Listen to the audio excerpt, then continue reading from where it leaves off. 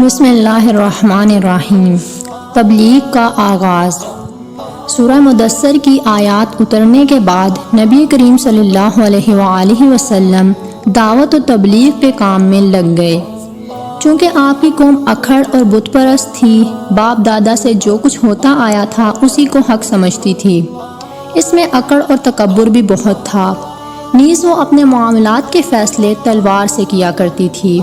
اس لیے اللہ نے نبی کریم صلی اللہ علیہ وآلہ وسلم کے لیے یہ رستہ چنا کہ تبلیغ کا کام خاموشی اور رازداری سے کریں، اور صرف اسی کو مخاطب کریں جو بھلا، حق پسند اور قابل اطمینان ہو، اور ان میں بھی سب سے پہلے اپنے گھر، کنبے، قبیلے اور دوست احباب کو دعوت دیں۔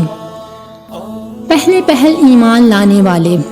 اس پروگرام کے مطابق نبی کریم صلی اللہ علیہ وآلہ وسلم نے دعوت و تبلیغ کا کام شروع کیا تو کئی خوش قسمت لوگوں نے اسے لپک کر قبول کیا اور آپ پر ایمان لے آئے۔ ان میں سب سے پہلا نام حضرت خدیجہ رضی اللہ تعالی عنہا کا ہے۔ وہ آپ کی بیوی ہونے کی وجہ سے آپ کے بلند اخلاق اور اعلیٰ کردار کو سب سے اچھی طرح جانتی تھیں۔ انہیں یہ بھی پتہ تھا کہ ایک آخری نبی کی آمد ابھی باقی ہے۔ وہ آپ کے تعلق سے کچھ معجزانہ حالات اور واقعات بھی سن چکی تھیں، اور آپ صلی اللہ علیہ وآلہ وسلم میں نبوت اور رسالت کی جھلک بھی دیکھ چکی تھیں۔ ان سب پر مستزاد یہ کہ ورقہ جیسے صاحب علم و بصیرت نے بتایا تھا کہ حرا میں جو فرشتہ آپ کے پاس آیا تھا وہ حضرت جبرائیل علیہ السلام تھے، اور جو کچھ لائے تھے وہ وحی الہی تھی۔ اور سب سے آخری بات یہ کہ سورہ مدثر کی ابتدائی آیات جب اتر رہی تھیں تو حضرت خدیجہ رضی اللہ تعالی عنہا بنفس نفیس وہاں موجود تھیں، اس لیے یہ بالکل فطری بات ہے کہ وہ سب سے پہلے ایمان لاتی۔ ادھر ان آیات کے اترتے ہی نبی کریم صلی اللہ علیہ وآلہ وسلم اپنے جگری دوست ابو بکر رضی اللہ تعالی عنہ کے پاس گئے اور انہیں اپنی رسالت و نبوت سے آگاہ کرتے ہوئے ایمان لانے کی دعوت دی۔ انہوں نے بے کھٹک ایمان قبول کیا اور فوراً تصدیق کرتے ہوئے حق کی شہادت دی۔ چنانچہ وہ اس امت کے سب سے پہلے مومن ہیں۔ وہ آپ سے 2 سال چھوٹے تھے اور آپ کا کھلا چٹا سب کچھ جانتے تھے، لہٰذا ان کا ایمان لانا آپ صلی اللہ علیہ وآلہ وسلم کی سچائی کا بہترین ثبوت تھا۔ پہل ایمان لانے والوں میں حضرت علی رضی اللہ تعالی عنہ بھی شامل ہیں۔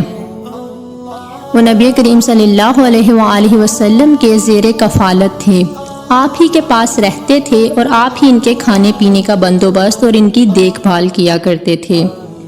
کیونکہ قریش قحط سالی سے دوچار تھے اور ابو طالب کے پاس مال کم اور اولاد زیادہ تھی، لہٰذا ان کے بیٹے جعفر کو حضرت عباس پال رہے تھے اور حضرت علی رضی اللہ تعالی عنہ کو ہمارے پیارے نبی صلی اللہ علیہ وآلہ وسلم پال رہے تھے۔ وہ آپ کے بچوں کی طرح آپ کے یہاں رہتے تھے اور آغاز نبوت کے وقت بلوغت کے قریب پہنچ چکے تھے، اور ایک قول کے مطابق ابھی 10 سال کے تھے۔ جو کچھ آپ صلی اللہ علیہ وآلہ وسلم کرتے وہی وہ بھی کرتے تھے، لہٰذا جب آپ نے ان کو اسلام کی دعوت دی تو وہ مسلمان ہو گئے، اور وہ بچوں میں سب سے پہلے مومن تھے۔ اسی طرح پہل ایمان لانے والوں میں رسول اللہ صلی اللہ علیہ وآلہ وسلم کے آزاد کردہ غلام حضرت زید بن حارثہ بن شراحیل قلبی تھے۔ وہ دور جہالت میں گرفتار کر کے بیچ دیے گئے تھے، پھر انہیں حکیم بن خزام نے خرید کر اپنی پھپھی حضرت خدیجہ رضی اللہ تعالی عنہا کو دے دیا تھا، اور حضرت خدیجہ نے انہیں رسول اللہ صلی اللہ علیہ وآلہ وسلم کے حوالے کر دیا تھا۔ جب ان کے والد اور چچا کو ان کی موجودگی کا علم ہوا تو وہ رسول اللہ صلی اللہ علیہ وآلہ وسلم کے پاس حاضر ہوئے اور عرض کی کہ فدیہ لے کر چھوڑ دیں، اور فدیہ لینے میں بھی احسان فرمائیں۔ آپ نے زید کو بلایا اور اختیار دیا کہ چاہے آپ کے پاس رہیں، چاہے والد اور چچا کے ساتھ چلے جائیں۔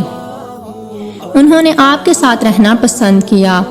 آپ نے اسی وقت قریش کے مجمع میں جا کر اعلان کیا، گواہ رہو آج سے زید میرا بیٹا ہے، وہ میرا وارث اور میں اس کا وارث ہوں۔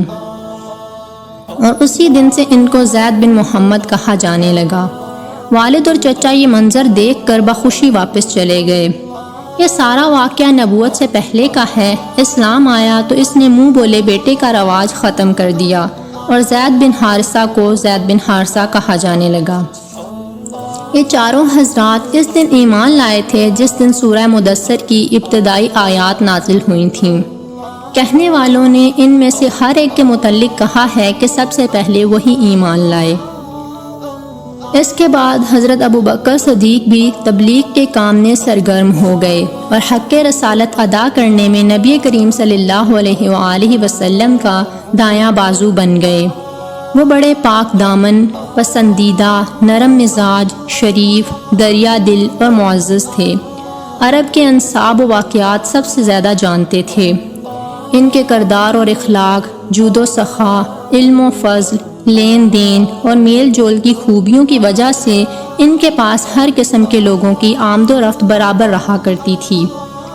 اب جس کو وہ بھلا اور بھروسے کے لائق محسوس کرتے اسے اسلام کی دعوت دے دیتے۔ اسی طرح کبار صحابہ کی ایک جماعت نے ان کے ذریعے سے اسلام قبول کیا، جن میں سر فہرست عثمان بن عفان اموی، زبیر بن عوام اسدی، عبد الرحمن بن عوف زہری، سعد بن ابی وقاص زہری، طلحہ بن عبید اللہ تیمی کے نام آتے ہیں۔ ان سب کو حضرت ابوبکر نے اسلام کی حقیقت سے آگاہ کیا اور انہیں نبی کریم صلی اللہ علیہ وآلہ وسلم کے پاس لے آئے تو ان سب نے اسلام قبول کر لیا۔